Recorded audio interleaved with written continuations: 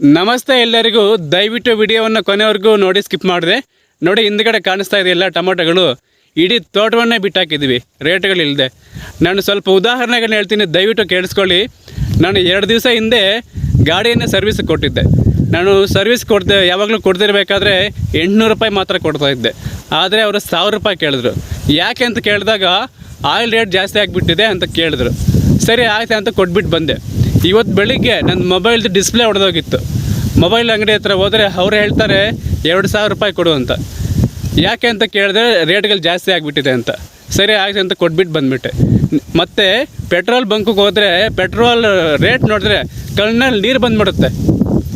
ಇವೆಲ್ಲ ಇರಲಿ, ಒಂದು ಔಷಧಿ ಅಂಗಡಿ ಹತ್ರ ಹೋದರೆ ರಸಗೊಬ್ಬರಗಳು ಮತ್ತು ಔಷಧಿಗಳು ಬೇಕಂತ ಮಾತಾಡೋಕ್ಕಾಗಲ್ಲ, ಕಣ್ಣಲ್ಲಿ ನೀರು ಬಂದುಬಿಡುತ್ತೆ. ಅಷ್ಟು ರೇಟ್ ಆಗೋಗ್ಬಿಟ್ಟಿದೆ. ಒಂದು ರೈಸ್ ಪ್ಯಾಕೆಟ್ ಎಷ್ಟು ರೀ, 1500 ರೂಪಾಯಿ ಮೇಲೆ. ಹಿಂಗೆಲ್ಲ ಆಗೋಗ್ಬಿಟ್ರೆ ಹೆಂಗೆ ಸಂಸಾರ ಮಾಡೋದು?